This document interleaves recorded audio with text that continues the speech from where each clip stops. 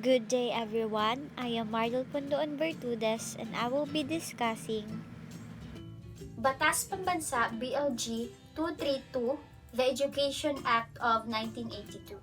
This was an act providing for the establishment and maintenance of an integrated system of education. In accordance with Section 2, this act shall apply to and govern both formal and non-formal system in public and private schools in all levels of the entire educational system.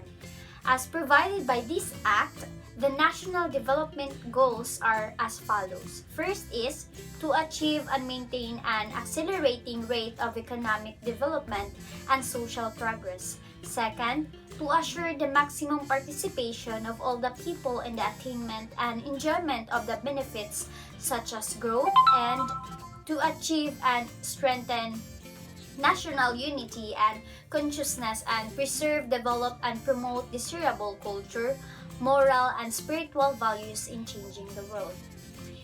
It is also stated in Section 3 that the state shall promote the right of every individual to relevant quality education, regardless of sex, age, creed, socio-economic status, physical and mental conditions, racial or ethnic origin, political or other affiliation.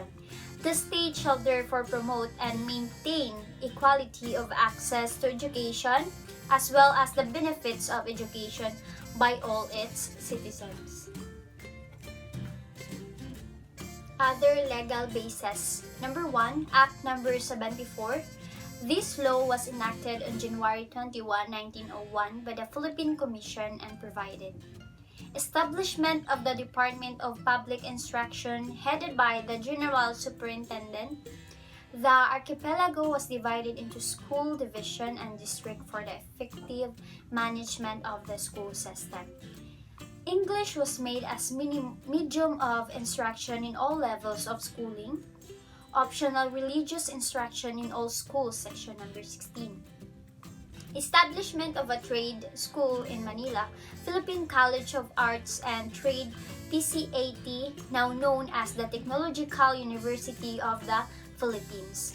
A School of Agriculture in Negros, a normal school in Manila, Philippine Normal School, section 18.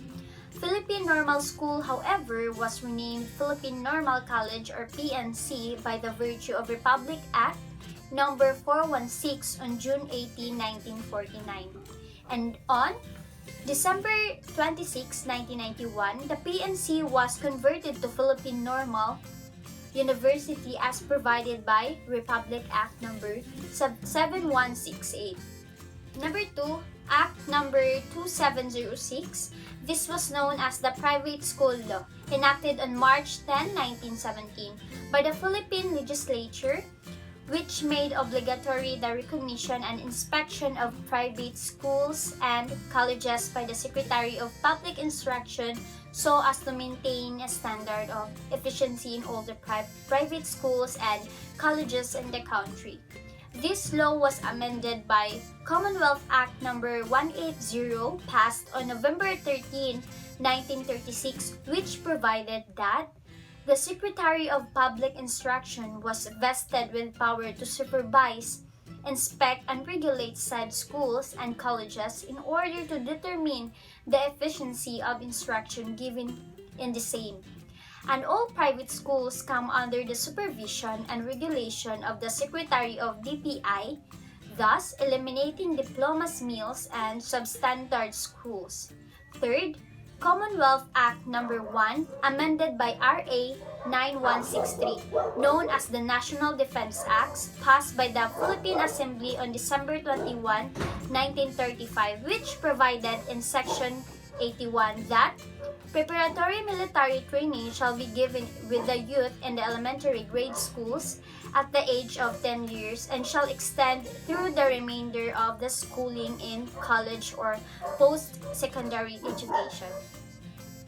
By virtue of Presidential Decree 1706, issued by the late President Marcos on August 8, 1980, otherwise known as the National Service Law, Commonwealth Act number 1 was amended and required all citizens to render civic welfare service, law enforcement service, and military service. Number 4, Commonwealth Act Number 80. This law created the Office Adult of Education on October 26, 1936 so as to eliminate illiteracy and to give vocational and citizenship training to adult citizens of the country. Number 5, Commonwealth Act Number 578, enacted on June 8, 1940, conferred that the status of person in authority upon the teachers, profession, and persons charged in the supervision of public or duly recognized private schools, colleges, and universities.